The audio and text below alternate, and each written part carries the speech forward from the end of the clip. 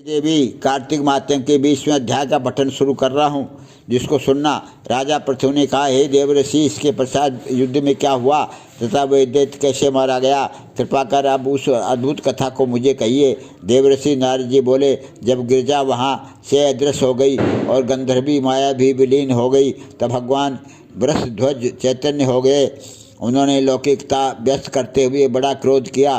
फिर भगवान शंकर जलंधर से युद्ध करने लगे। जलंधर शंकर के बाणों को काटने लगा, परंतु जब काट नहीं सका तो उसने माया की पार्वती बनाकर अपने रथ पर बांध ली, जो शुंभ निशुंभ द्वारा विद्यमान थी और विलाप कर रही थी। तब अपने प्रिय पार्वती को इस प्रकार कष्ट में पड़ा देकर लौकिक लीला दिखाते हुए भगवान शंकर प्रगत जनों की तरह व्याकुल हो गए और उन्होंने अग्निपुंज की तरह भयंकर रौद्र रूप धारण कर लिया। अब उनके रौद्र रूप को देखकर कोई भी दैत्य उनके सामने खड़ा होने में समर्थ नहीं हो सका और सब भागने छिपने लगे। यहाँ तक कि शुंभ निशुंभ भी युद्ध में स्थित होने को समर्थ नहीं हो सके। जलंधर की सारी माया क्षण मात्र में नष्ट हो गई।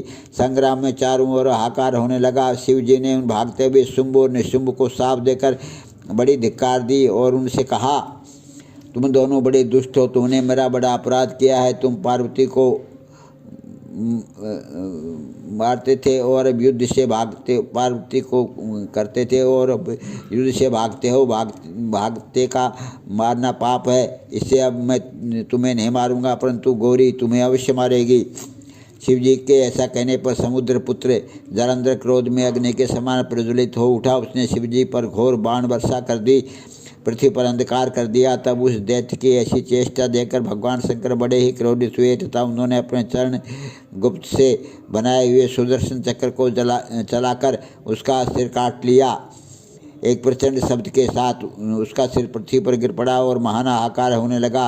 अंजन पर्वत के समान उसके शरीर के 2 खंड हो गए। उसके रुधिर से संग्राम भूमि व्याप्त हो गई, सारी पृथ्वी विह्वल हो गई। शिव आज्ञा से उसका रक्त और मांस महागौरव में जाकर रक्त का कुंड हो गया तथा उसके शरीर का तेज निकलकर शंकर जी के शरीर में वैसे ही प्रवेश कर गया जैसे कि वृंदा का तेज गौरी के शरीर में प्रविष्ट हुआ था। जलंधर को मरा हुआ देखकर देवता, गंधर्व और सब प्रसन्न हो गए। हे देवी, कार्तिक मात्यम के 20वें अध्याय का पठन किया है, इसको ग्रहण करना।